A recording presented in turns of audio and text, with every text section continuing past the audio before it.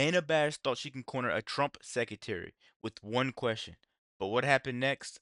He got smoked on live TV. You guys got to check this video out. I want to start with what President Trump said on social media, that there was much agreed to in negotiations on Saturday.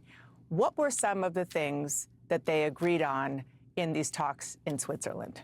The team is in Switzerland meeting with their counterparts from China, and they are hard at it. There's a lot to accomplish. There's both a lot to take care of and get off the table, and they're working hard at it. At the end of the day, they felt good. The president felt good, and I'm going to leave it to them. But it felt good yesterday. The president tweeted that out and truthed that out. But things feel really good. As the Secretary of Commerce, I do want to ask about the fact that there are no ships carrying goods from China bound for the West Coast right now. President Trump said earlier this week that drops in imports is actually a good thing because it's going to affect people's wallets and jobs. Well, he said it's a good thing because it shows that the imports that the tariffs are working. But in reality, it's going to affect people's wallets and jobs. Truck drivers, port workers, American consumers. So my question for you is, how is that a good thing? Well, I think the point that the president makes with his tariffs is that America has a $1.2 trillion trade deficit. That means other people are selling us goods that more than we are selling them. And that's just not balanced. It's not fair. We're losing $1.2 trillion a year, of which directly and indirectly to China, that's about $1 trillion. You know, China sells goods to Vietnam. Yep. Vietnam repackages them and sells them to us. So the idea is the president wants balanced and fair trade, and tariffs are the tool to create balanced and fair trade. It's just unsustainable for $1.2 trillion to be exported to the rest of the world, meaning our money is going to the rest of the world. It's building them up. And over time, it's taken us down. And the president's here to fix it. So that's what he's trying to do with his tariff. You guys are about to witness CNN 101. You know, ignore the strategy and push the sob story. That is what Dana Bash is good at. That's obviously the only reason she's on this show, because they know she's going to get the clicks. She's going to get the headlines. Let's keep going. Tariffs. And I understand what you're talking about with regard to sort of economic policy, but there's economic policy and then there's how people in the United States actually feel and the immediate effect on them. So just to be clear, are you saying that ultimately fixing what the president sees as a problem, which you just described, is going to mean that the American people, whether they work at a port or whether they're truck drivers or whether they're consumers, they're just going to have to suffer in the short term, maybe even longer? No. Let's take a look at the UK deal we announced on Thursday, right? We opened the opportunity for Americans to export to the United Kingdom $5 billion more than they've ever had the right before. You had beef, ethanol, row crops, vegetables, fruits, cereals, sodas, machinery. I mean, just the list. But CNN doesn't want to talk about that, guys. They want to push in a narrative and an agenda. That's why you haven't seen it in the media at all. They opened up $5 billion worth of new imports, helping Americans. But no, they want to keep saying, so what about this? What about that? What if we can't afford dolls? What about that? Trump is focused on building an economy that was so tore down. People couldn't afford eggs and rent and gas when Biden was in office. But you're mad because you can't enjoy your beach trip. Come on, man. You got to worry about the future and stop living in the now, because a lot of people are stuck. List goes on and on. So the idea for the president is, look, we published our rates on Liberation Day. Negotiate with us, bring those rates down by opening your markets to Americans who can export. So what's going to happen is we're going to have imports. Of course, our ports, we are the consumer of the world. I mean, we consume $20 trillion worth of stuff. But world that is wants to stopping sell now. us stuff. But it's not happening right now because It's of the only president's tariff stopping. policies. No. It's only stopping. Look, we are in a negotiation with China. We agree. It has stopped 145% on China. Of course that stops it. But they're negotiating that right now. That we are optimistic that will open. But what the president's tariff policy is let's open all the markets in the world that have been closed to us. Let's get that opportunity for Americans to export to them.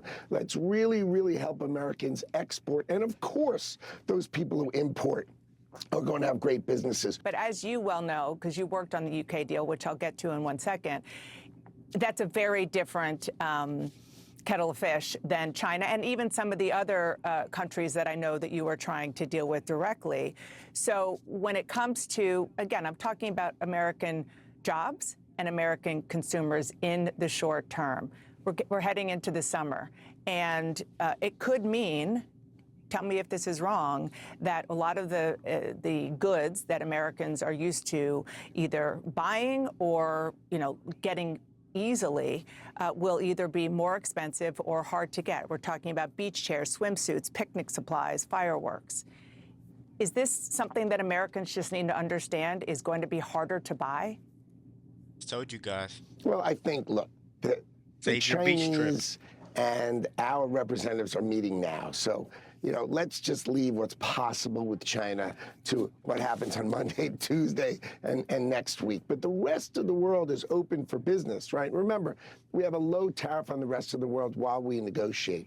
But our expectation is that these countries are going to open their markets, their tariffs are going to come down, the ability for us to export and grow our economy is going to be better than ever before.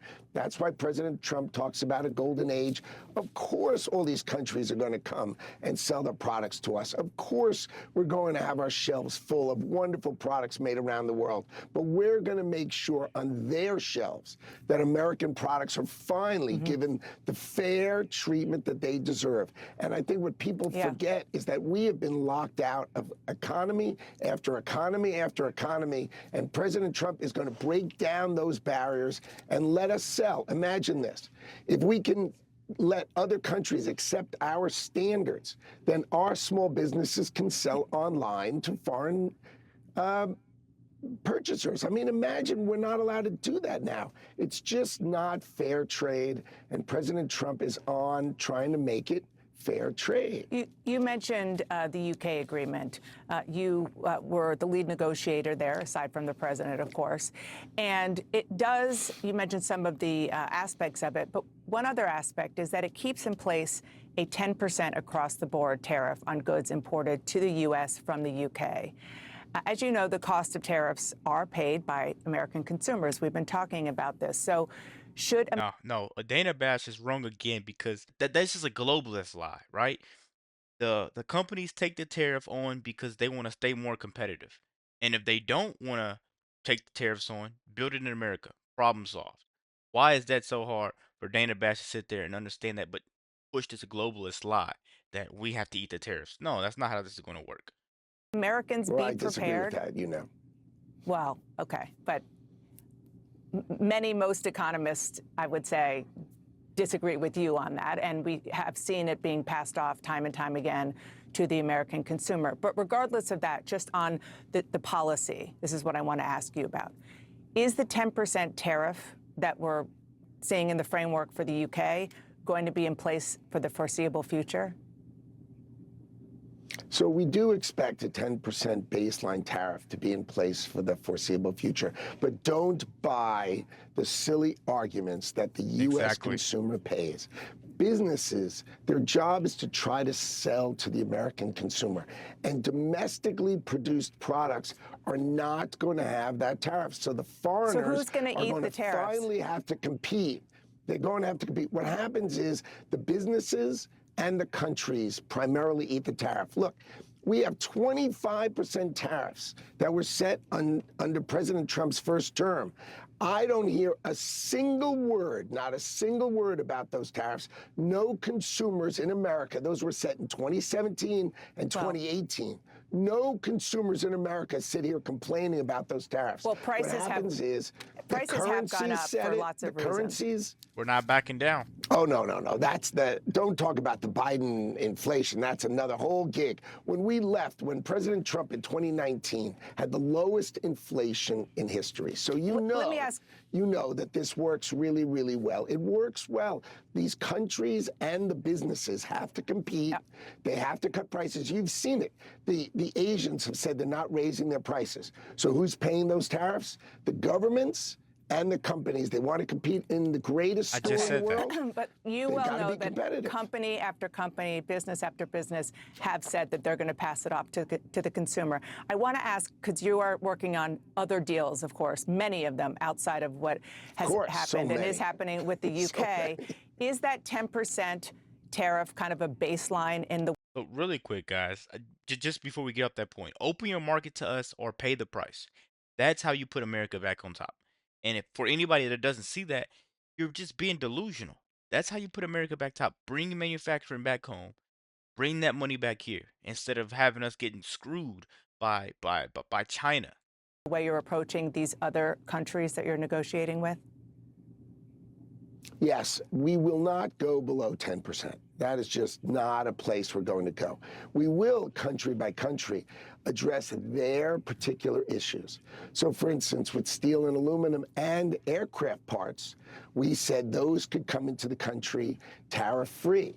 Right, so Rolls-Royce engines could go on a Boeing jet that Boeing sells. And of course, you saw that Boeing announced a $10 billion deal to sell those Boeing aircraft with Rolls-Royce engines to British Airways. So that's an example how we're going to be flexible and we're going to be super smart country by country. But at least you saw the rates that were published on Liberation Day.